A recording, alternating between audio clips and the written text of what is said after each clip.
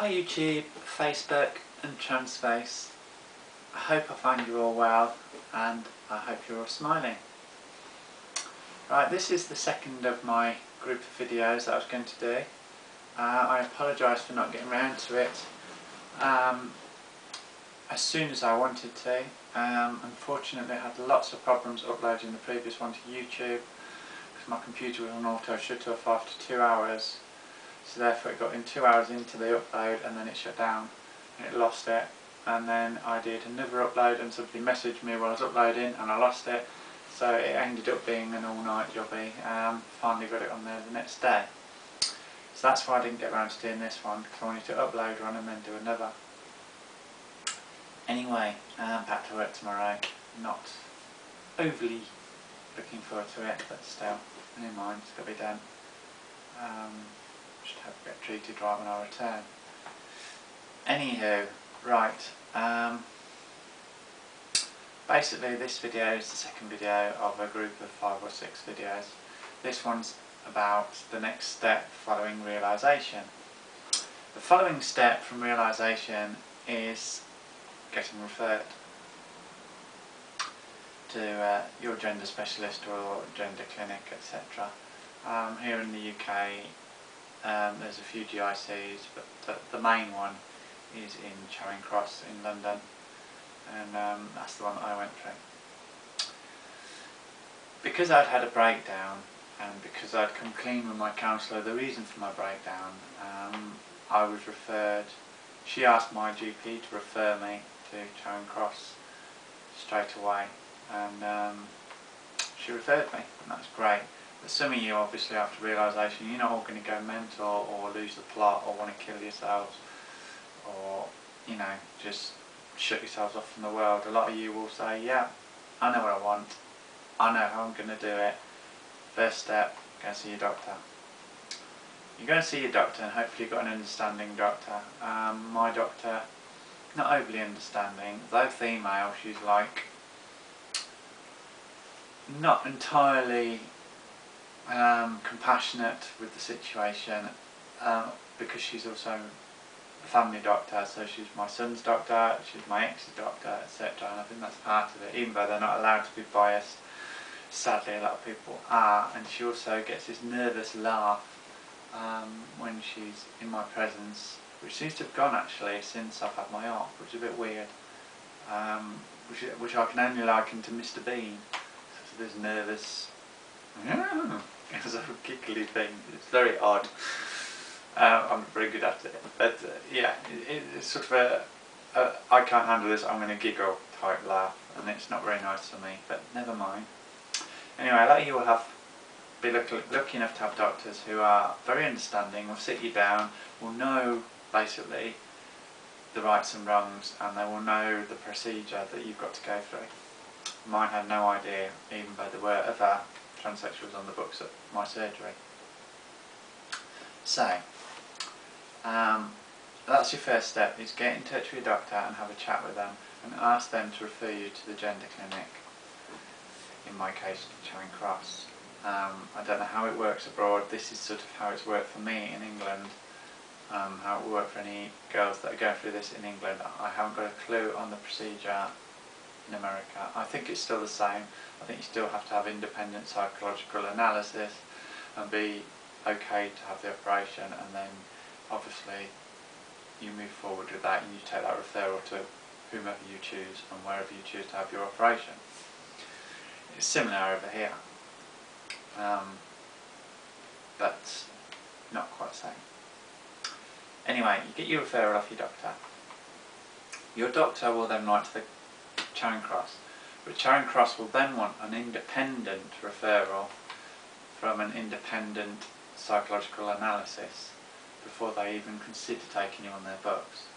Now, I went to my local hospital. This was quite an eye-opener for me. It was a big step for me. It made me very happy, but the fact that I had to go to a mental health ward and check into a mental health ward in order to have my chat with a psychiatrist and psychologist with regards to my mental state of mind and how I felt inside, and to tell them that yeah, I've been born in the wrong body and I know that I'm not what I appear to be, and I want to put this right. I know that my brain doesn't match my gender, and I need to put this right because it's making me very sad and making me want to do silly things. After 35 years of struggling with it, I can't take no more. So I had the referral from them, and they referred me. They said there and then, yeah, you're fine, you're definitely transgendered, you've definitely got gender dysphoria, we're going to refer you to Charing Cross. Then that was about, I think it was about February or March in 2008, and then I was waiting until August 2008 to hear from Charing Cross to say you've got an appointment. I think I heard in June you got an appointment, and then I got the appointment through for August. And then you go to Charing Cross and you see another psychiatrist, and you have a chat with them, and you tell them how you feel, why you're there, what you want from them, the help you would like, the help that you need, how you think you'll cope, etc. I was quite fortunate because I'd gone full time in the 8 months running up to getting my first appointment at the gender clinic, and they took this into account as part of my real life test, as they call it. So I was quite fortunate. I was already 8 months into the process. So I think once you've made the decision that yes, you're going to transition and you know what's right for you, just go for it. Don't wait on your gender clinic, etc., because you could be waiting for nearly a year, and that's a year of your life lost where you could be adjusting and learning how to live in the gender that you should have been born. So that's your first referral, and then they call you back. I think it was about 3 or 4 months later, and I saw another, I think it's a psychologist this time. Her name is Penny Lenahan, and she basically was there to do a second analysis of me. Dr. Davis, Andrew Davis at the Gender Clinic, had done my first analysis, and he'd said, yeah, that's all cool, I'm happy to refer you for surgery, but you have to have a second analysis. Mine was with Penny Lenahan, and she was also okay with me and happy to refer me on. Then 3 months later I had another appointment with Andrew Davis, who then referred me, and I was then issued my hormones. It's a long drawn out process, and the appointments are 3 or 4 months apart, but you'd be shocked how fast this time flies by, and what you learn about yourself during this time is amazing. You learn about how to put yourself across to the public, how to try and blend in, not stand out, how to start to train your voice. There's a wealth of information on YouTube, and there's a wealth of information from support groups.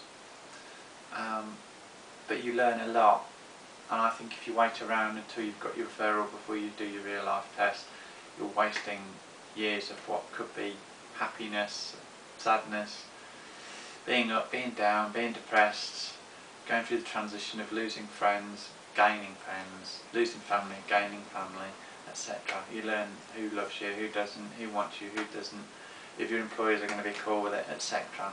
I think if you wait until you've had your referral for surgery to do that, that's a bit silly really, because then you've sort of got this option here. You're going to have your gender reassignment, but you've got this other option here. You've got to live 2 years before they let you have it, and that to me seems a bit silly. So your appointments are approximately 3 or 4 months apart. I had, as I say, I had Dr. Davis, Dr. Lenahan, Dr. Davis. I was then referred. I was then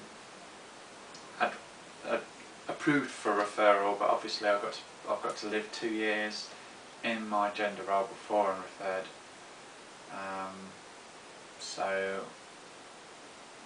just disregard what I've just said, because I've just said that you can get your referral before you live your real life test. You can't. You have to live 2 years before you get your referral. Sorry, that sort of skipped a blank.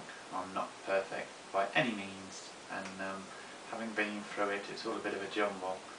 But yeah, I had Dr. Davis, Dr. Lenahan, Dr. Davis, Dr. Davis, Dr. Davis, Dr. Davis, referral,